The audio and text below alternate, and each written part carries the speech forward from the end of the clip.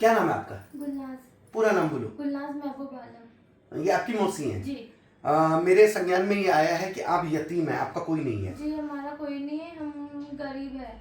तो आपकी परवरिश वगैरह जो भी है, जो कुछ भी करे खाला नहीं करे। खाला ने, आपकी मौसी ने किया। हाँ। आपका रहना कहाँ है? शांति नगर। शांति नगर में रहना है। आपका निकाह आपके अनुसार आपकी निकाह कब हुआ था? 9 जून 2024।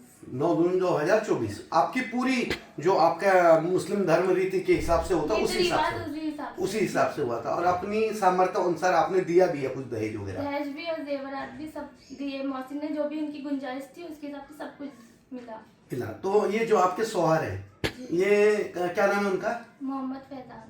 उनका रहना कामटी भीम चौक। अच्छा, क्या हुआ आपके साथ में? एक्चुअली आप इतने परेशान हैं, आप बहुत जगह गई, कई वकीलों के पास गई, कई संस्थाओं के पास में गई, आखिरी में आपको पता चला कि नौशाद भाई जो हमारे आमनेर से हमारे धर्म गुरु हैं, मेरे मित्र हैं, हमारे संस्था से भी जुड़े हैं, तो जब आप इनके पास जाते हैं तो इनकी वजह से इनने जब मुझे फ़ोन किया कि रतुल जी आप आइए, तो इनसे पूर्व कई साल पहले हम लोग साथ में मिलकर बच्चों के लिए कहीं भी अन्याय अत्याचार होता तो हम लोग मिलकर लड़े हैं। नौशाद भाई के कहने पे मैं यहाँ आया। तो मुझे एक बात बताओ कि जब आपके साथ ये अन्याय अत्याचार हुआ, आप जगह जगह गई, मौसी ज़्यादा चल नहीं पाती आपकी, तो वहाँ पे आपके ससुराल में जो है वो पति किस तरह की आपको तकलीफ देता वो बताइए। बहुत मारपीट करते हैं, बहुत गंदी गालियाँ देते हैं, बहुत कमरे में ऊपर जाते हैं तो अच्छा व्यवहार नहीं करते, और नीचे उनकी माँ बहुत सताती है, मारपीट करती, झगड़ा लड़ाई करते हैं वो भी, और कमरे में भी अच्छा बर्ताव नहीं करते। पहले ये कहते हैं कि तुम बहुत खूबसूरत हो, कैसे मुझसे शादी कर ली, और फिर यही बातें हर रोज करते हैं, रोज डेली, मतलब रोज आपको जलील करते हैं, जबकि पत्नी को मुझे दिन भर गंदी गालियाँ देते हैं। वो कहते हैं तू पागल है, तो वही मेरे को जहनी और शारीरिक टॉर्चर करते हैं। वो इसलिए करते हैं कि उन्हें पता है कि आपकी तरफ से बोलने वाला कोई नहीं है। जी, जहाँ जहाँ आप गई आपके हाथ निराशा लगी, लेकिन अब आपको निराशा नहीं लगेंगे, आपको संवैधानिक तरीके से आपको जरूर आपको न्याय मिलेगा। और वो मौसी जी ने भी मुझे बताया था पेपर कि जिसमें आपको एक तलाक का भी फ्री दिया है ना, उसने कहा है वो एक तलाक का दे रखा है ना नोटिस। अब किसने दिया था वो आपको? ये उनके चचा के लड़के तमीम ने दिए। अच्छा, वो खुद नहीं आया? नहीं। तो पता चला कि जैसे नौशाद भाई ने बोला कि 3 बार किसी महिला मंडल वालों की तरफ से 3 बार कोशिश हुई थी कि भैया परिवार जुड़े, तो 3 बार आपके साथ फिर गलत हरकत हुई। जब आप लेकर जाते हैं और 10 दिन रखते हैं और फिर वही बात करते हैं, और वो भी उनकी तरफ से ही बोलते हैं कि वो नहीं रखना चाहता है तो तुम क्यों रह रहे हो, और मेरे को भेज देते हैं वो। लेकिन ये पता चला है, हमने भी जब छानबीन की मेरी संस्थाओं की तरफ से, तो ये पता चला है कि वो ये कहता है कि मैं तेरी जिंदगी को नरक बना 2 गज बना दूंगा। तू कहीं शादी नहीं कर सकती है, तू पुलिस के पास जा, तू अदालत में जा, तो किसी सामाजिक कार्यकर्ता के पास जा, कोई तेरा कुछ नहीं कर सकता, तो ऐसे ही सड़के मरेंगे और मैं कहीं निकाह करूंगा। ऐसा बोला है ना, ऐसा बोलते हैं ना। और ये मोहम्मद फैजान ये वाला है वो जो दिया है एक तलाक का, जबकि उसको पता है कि अभी तलाक देना गैर कानूनी है। आप मानिए अदालतें होती है, जो भी होता है मानिए अदालत में होता है। अभी कोई मुस्लिम हो या हिंदू हो या किसी भी जाति धर्म पंथ मजहब रंग रूप वाला हो, पंचायतें नहीं चलती। अब मानिए अदालत से चलता, तो ये तो इलीगल हुआ है उसके।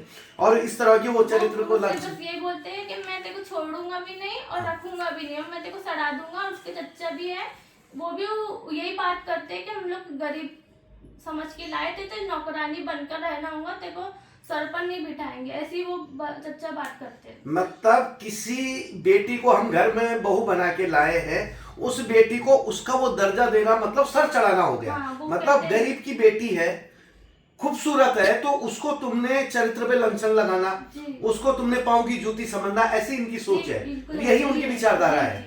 तो ऐसा नहीं होगा गुलनाज, ऐसा नहीं होगा। आप यकीन मानो, आप हमारे पे, हमारी संस्थाओं पे, अब अपना संविधान सबसे बड़ा है। संविधान में कोई बड़ा कोई छोटा नहीं है, जो कायदा है ना वो सब समान है। उसने गलत किया, उसको उसका नतीजा मिलेगा, क्योंकि ये जो कलम है ना इसकी ताकत बड़ी वो कहते हैं मेरे पास बहुत पैसा है, तुम लोग कुछ नहीं कर पाओगे, मैं पैसे से सबको खरीद लूंगा, सब कुछ मैं कर लूंगा, और मैं कभी कोर्ट भी नहीं आऊंगा, तुम कहीं पर भी जाओ मैं नहीं आऊंगा। अच्छा, मतलब मैं कोर्ट नहीं आऊंगा, मैं पुलिस स्टेशन नहीं आऊंगा।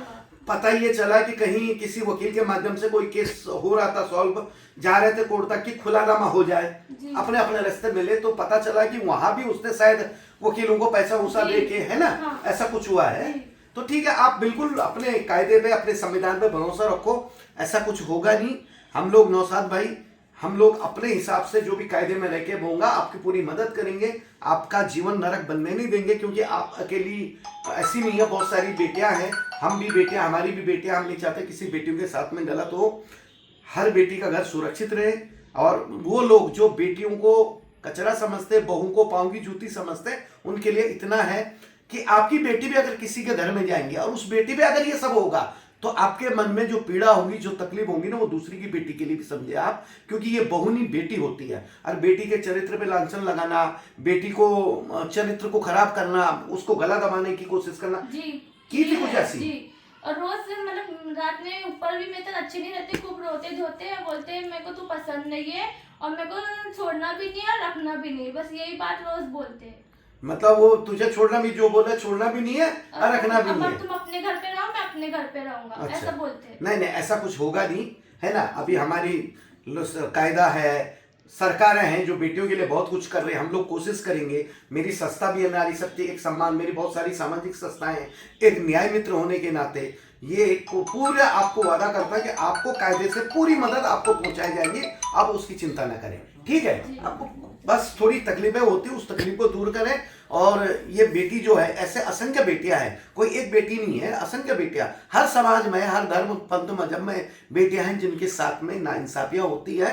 तो दूसरे की बेटी को अपनी बेटी समझो, जैसे हम अपनी बेटी को दूसरे घर भेजते हैं और चाहते हैं कि हमारी बेटी वहाँ सुरक्षित रहे, तो उसी तरह कोशिश करो कि बहू जो है वो बेटी बने।